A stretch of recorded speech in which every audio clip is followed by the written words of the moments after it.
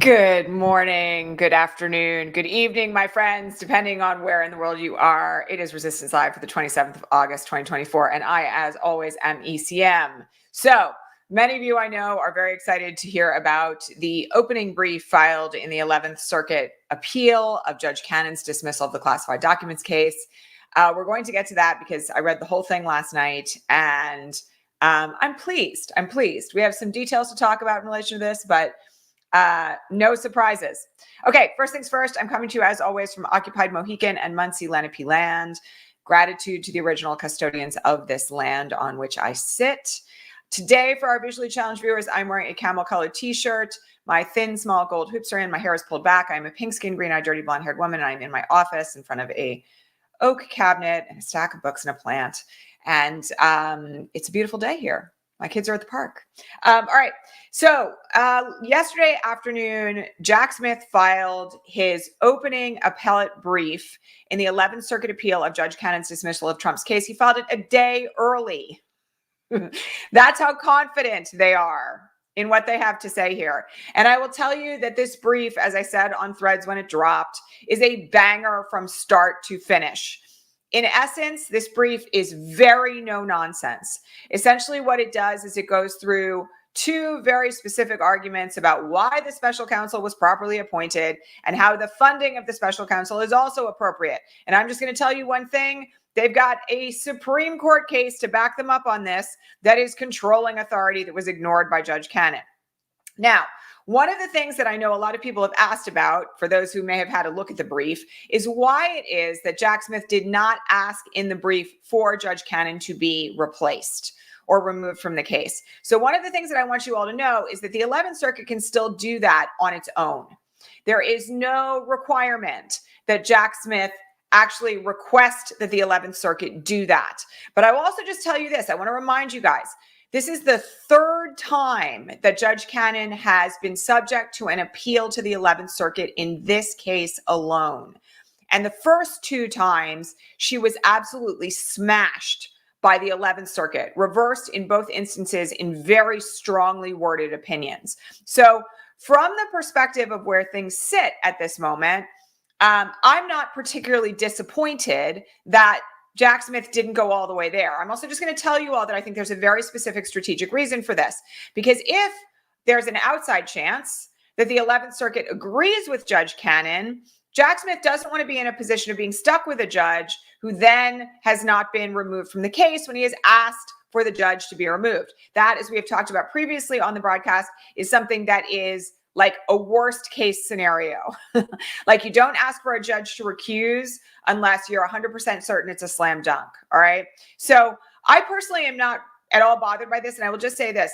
The brief is so no nonsense and so straightforward that it's almost as though the tone of it is, come on, like, this is the easiest case that will ever come before you. It really has that feel to it. There's no need for hyperbole. There's not like massive use of adjectives like there will be in Trump's opposing brief.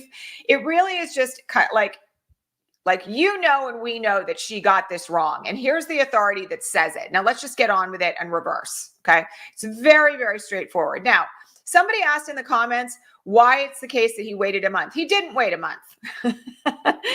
And, you know, this is one reason why I'm here. I have to remind our new viewers that I used to teach law at Columbia Law School. I did it for 2 years while I was still actively practicing law. And, you know, one of the things that I'm here to do is explain to you all how these procedures work. So you're not under the impression that something has happened that's wrong when it's not. Okay. So Jack Smith filed a notice of appeal, which is the first step in the process of appealing a case to a higher court, literally within 48 hours of the original opinion dropping. Now, a notice of appeal triggers the appellate court to set a briefing schedule, okay? And then the briefing schedule is set. That means the opening brief is due on this day. The opposing brief is due on this day. Reply briefs, if any, are due on this day. Amicus briefs are due, if they're allowed, somewhere in the middle there. And then oral argument will be set for this day, okay?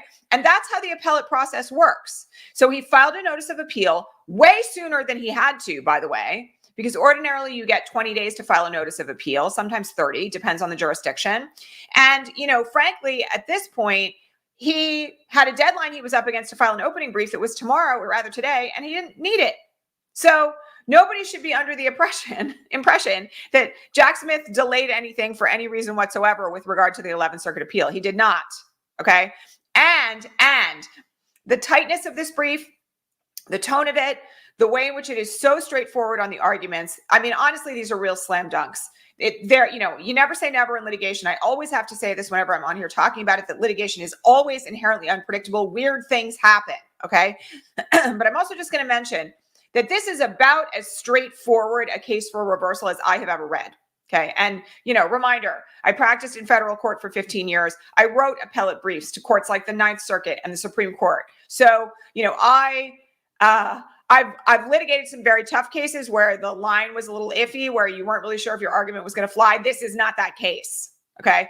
And frankly, I think that this whole process may move very quickly once the briefs are actually complete. I don't even know if they're going to require oral argument, but we'll see. It's a very straightforward brief, incredibly well written.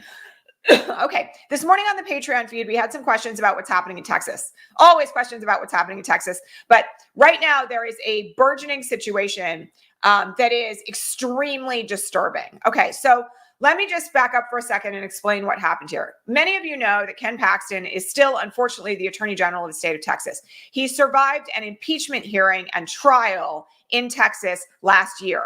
And this was, at the time, just incredibly scandalous because he is so deeply and profoundly corrupt. Literally, he was under indictments for securities fraud. And there were all sorts of other things that he was doing inside his office as the Attorney General that were so blatant that there's no way he should have survived that impeachment. And he only did it because certain Republicans had challenged him, and certain Republicans turned and decided to prop him up. Okay. He is an inherently, I don't say this very often, he is an inherently evil figure, truly a very, very bad human being. All right. And in that way is also profoundly dangerous in his role as the Attorney General of the state of Texas. So this is what he did. On August 20th, so 7 days ago now, a week ago today, he raided the homes of a number of voting rights activists for LULAC. For those of you who don't know what LULAC is, it is the League, I'm going to make sure I get it right, the League of United Latin American Citizens. It is a voting rights and Latino rights organization that has been in existence since 1929, okay? LULAC is very invested right now in this election in mobilizing the Latino community to vote. And there are literally no indications of any kind, to make this very clear, that LULAC has engaged in any form of fraudulent or illegal voting activity. None. Ken Paxton mobilized law enforcement in Texas to essentially beat down the doors of LULAC members, including an 87-year-old man, a woman who has been an activist for LULAC for 35 years, to force them out of their beds, to have them standing there in their nightgowns, there's reports about this, while they went through all of their documents, all of their papers, took cell phones, swabbed them for DNA, and essentially terrified these voting rights activists through what is fundamentally the illegal use of law enforcement. Really scary stuff. Essentially weaponizing law enforcement in Texas to terrify Latino voting rights activists. All right. Now, this caused immediate outrage, and there was a vocal condemnation from LULAC, which, by the way, has endorsed Kamala Harris for president. There was vocal condemnation from Latino rights organizations around the country. I note that this happened in the middle of the DNC. That, by the way, to me, does not seem like it's an accident. They did it at a time where this was likely to get less press coverage because the national media was so focused on what was happening in Chicago. And now what has happened is that, in addition to the fact that legal action has been taken to try to stop these raids from continuing, there has now been a complaint filed with the Department of Justice about what Ken Paxton is doing. I have to remind you all that one of the things that happens when you seek an injunction in a court is that you're essentially asking the court to order an action rather than damages. So there's injunctive relief, which is like to stop something from happening or make something happen, right? And then there are money damages that could be obtained. Now, I think we're going to see money damages lawsuits, but what we're seeing immediately, and this is really important, is an effort by LULAC to essentially stop Ken Paxton and his goons from engaging in further raids of the homes of voting rights activists. And this is incredibly important, just incredibly important from the standpoint of recognizing what it is that the far right is willing to do now to stop people from voting, okay?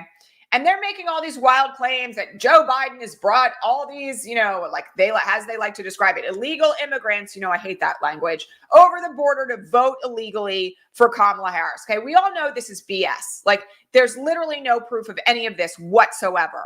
Okay, but that's what he's using to justify weaponizing the government of Texas to essentially invade the homes of voting rights activists illegally, search and seize their stuff, and essentially try to silence them into like not acting any further. Like, one of the things that they seized from the home of one of these voting rights activists was literally just forms registering people to vote. Like, that's it. So it's insane. And I do want to point out that as we get closer to the election, particularly in states where, we have these insane people running the state government, we will see more of this. Why? Because at this point, Republicans are recognizing that the only way they can win is if they cheat. Okay. And they're going to weaponize xenophobia and racism to try to accomplish these incredibly illegal activities on behalf of the governments that they have control over. And I'm going to remind you of something else. All right. The way in which this stuff fails, again, this will be a very familiar mantra to those of you who are here regularly. The way in which this stuff fails is by us turning out people to vote in such enormous numbers that these sorts of tactics overwhelmingly do not succeed. Now, there are other things happening in Texas that are really dangerous. They've wiped voting rolls. This is one reason why, if you live in Texas, even in a place like Austin, you need to be checking your voter registration every single week. All right. And I mentioned yesterday that there are additional problems in Texas right now where registering to vote is actually harder than getting a gun. Okay. There are all sorts of things that have been implemented by the Texas state government to try to stop people from being able to exercise the right to vote. And I have long said here that it has been my opinion, honestly, since like 2018 and before, but really 2018, like on steroids, that Texas is not a red state. Texas is a wildly voter suppressed state. And if voting actually wasn't as suppressed as it is in Texas, I think Texas would be blue. I honestly don't have any question about that. Now, what does this mean going forward? Well, it means that when we talk about elections that we really care about on this broadcast, we talk about elections like Colin Allred, who's running against Ted Cruz. We talk about supporting voting rights activists in Texas like Olivia Juliana, right? We talk about making sure that we're donating to local campaigns that really matter. You all know that in the midterms last time, I was really vocal about Greg Casar. He was a Working Families Party endorsed candidate running as a progressive Democrat in Texas. Okay. Like, it's really important that we start to think about these things on a national level. But also, I'm just going to say this.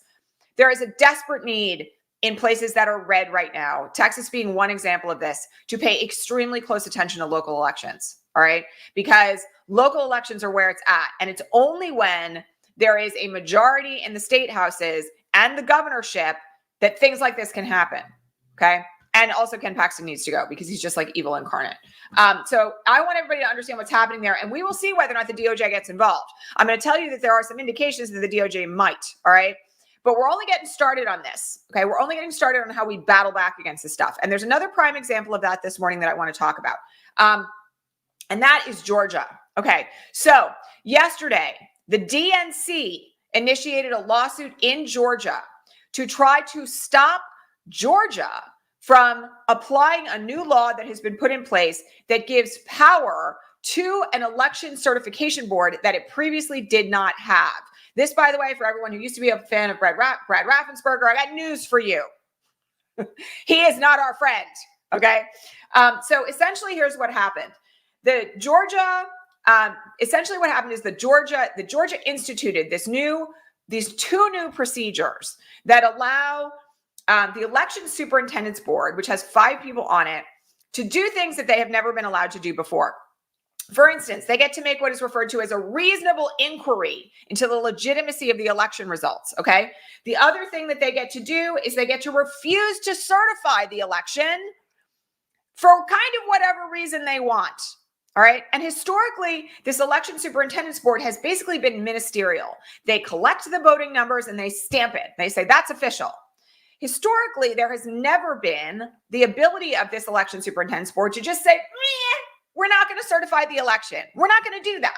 That has never been authority that has been granted to this board in the history of the state of Georgia. All right.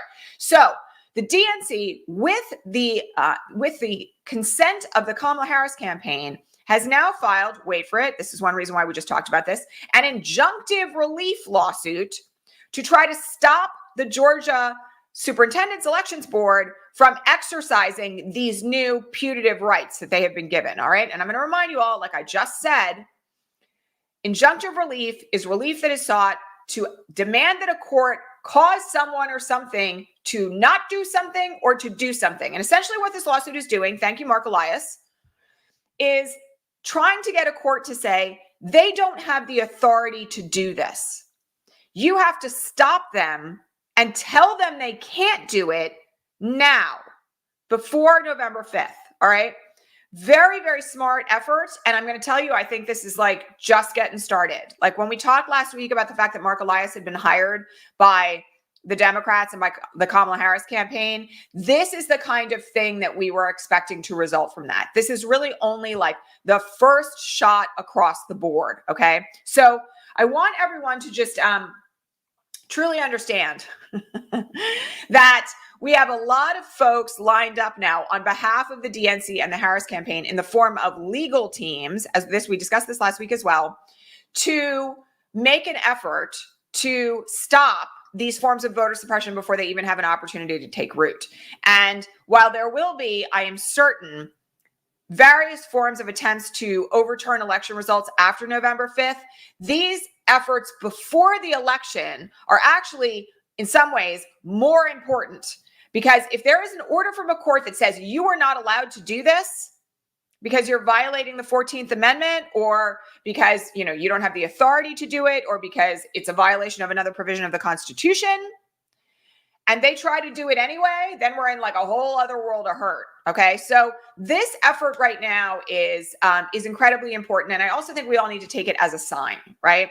As a sign that we've got our people in line on the legal front, and they are doing the work. All right, so I'm pleased about that.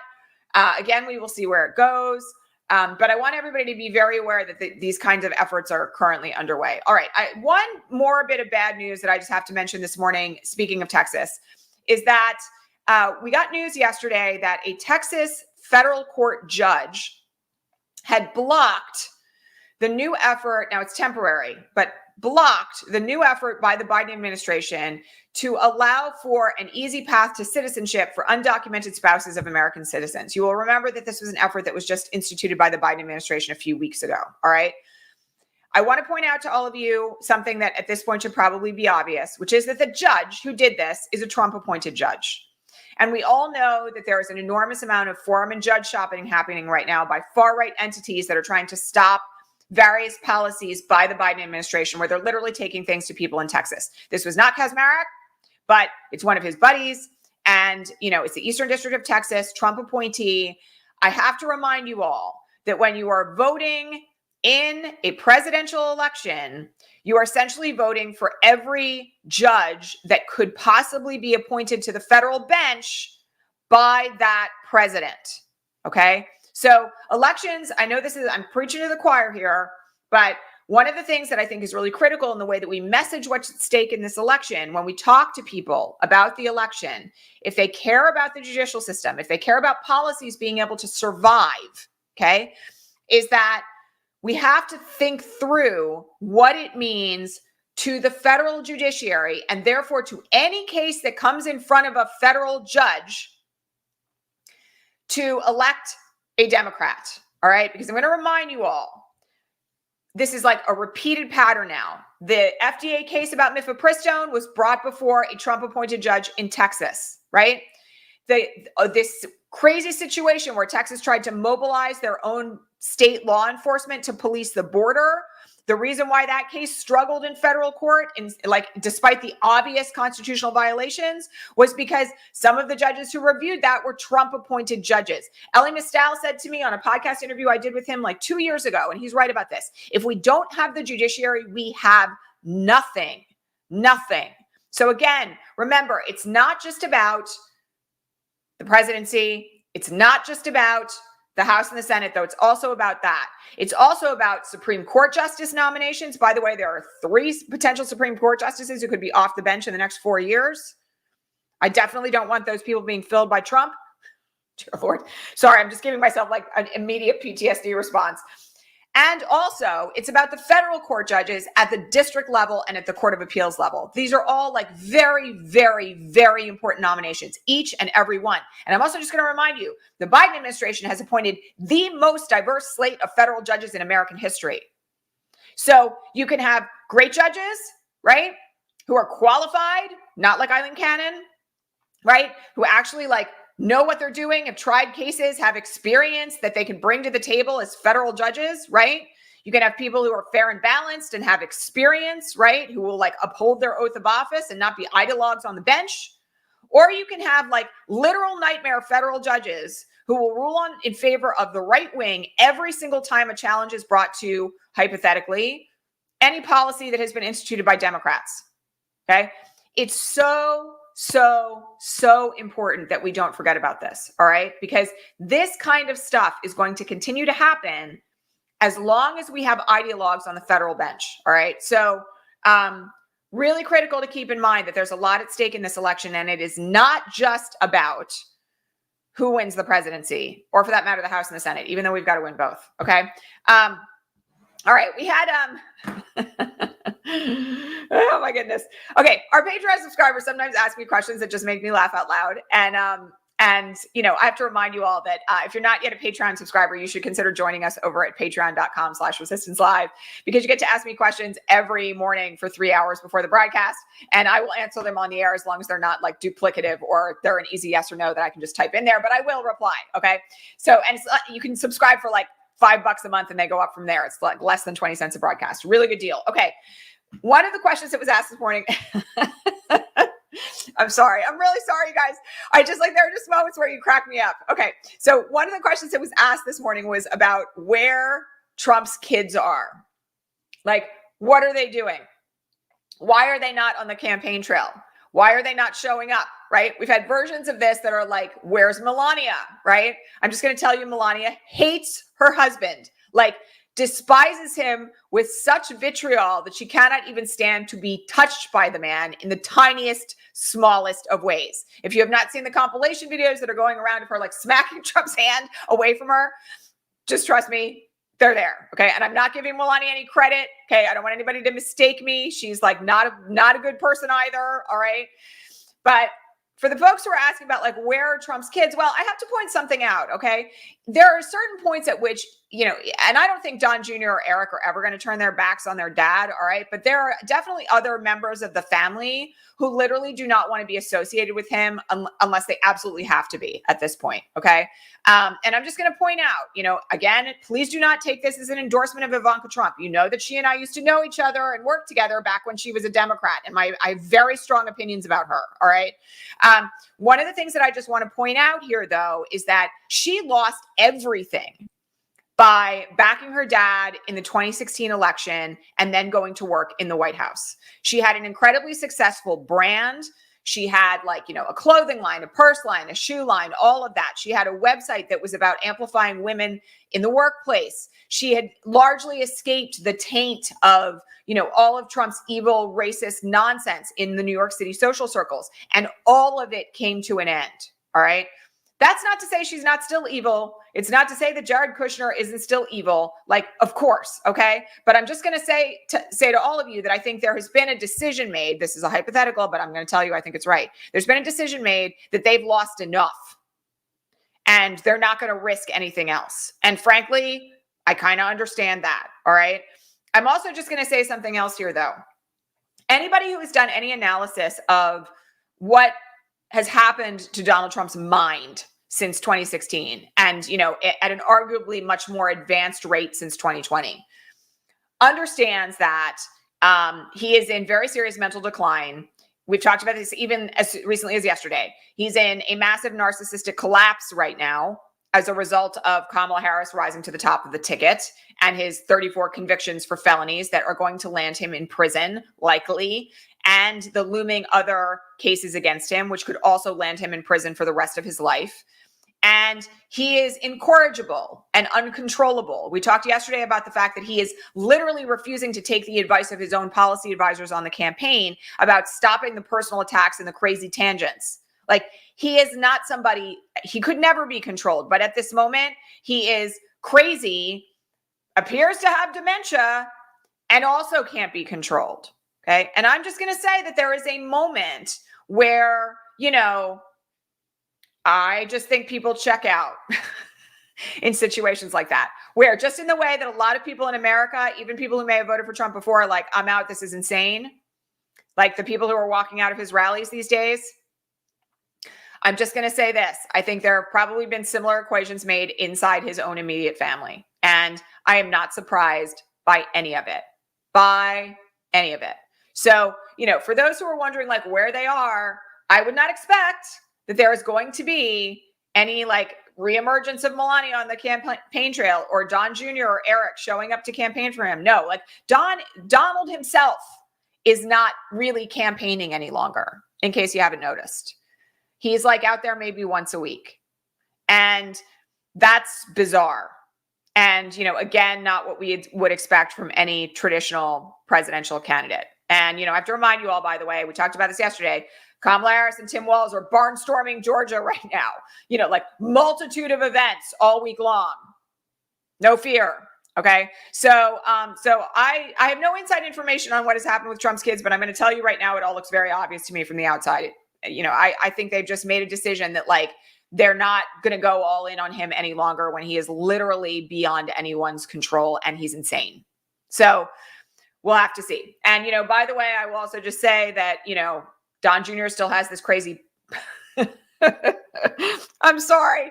You know, like there are just moments where I have to sit here like in front of this camera with you guys and just laugh about all of it, because like you have moments where you're like, I don't understand how this is even still happening, right? Don Jr. has this crazy podcast. If you've ever seen clips from it, he's like high as a kite every single time he's on it. He doesn't make any sense. He's got like the Coke jaw grind going on. And you know, like who knows if he's competent enough to walk around on a campaign trail talking about his dad. All right. So again, I just really don't think that there's any reason for us to be like debating it, discussing it. Like all of this fundamentally, I will just remind you, is good for us, right? Like I really kind of don't want his family standing up behind him. He has no one supporting him from his own family right now. And that is very noticeable, right? We didn't see anybody standing behind him when like, you know, he was shot in the ear. No statements from Melania, right? So just please, you know, like let's be mindful that, you know, the typical things that we would see are not what we're going to see here. And that's not a bad thing. Right. Okay. Final comment for today. I just want to remind you all that there is an enormous amount of training happening right now for door knocking, phone banking, and text banking. Please do not forget to go to mobilize.us and look at events that are happening in your area, not just for the Harris-Walz campaign, but also for your local candidates. Like here where I live, there's an enormous amount of work being done for Andy Kim, Mickey Sherrill. You know, we have lots of local elections happening that I'm just like dipping my toe into now because they're really important. Started looking at some stuff this morning about, you know, various environmental efforts here. Please make sure that you are doing work, not just at the national level, but also for like the House of Representatives and the Senate, and don't neglect your local elections. Like it's really time to get involved and, you know, get your gear.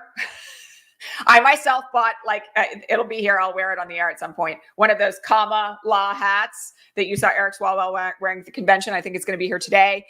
Make sure you've got your gear. Okay. And you're like ready to talk to your neighbors about what's going on.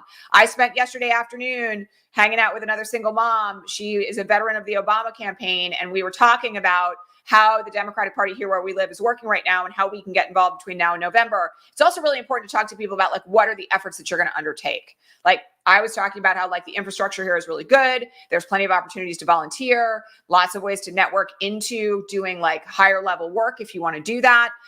So, you know, again, really critical that you like continue your volunteer work. And yes, I'm also just going to mention this, Marianne, thank you for mentioning this.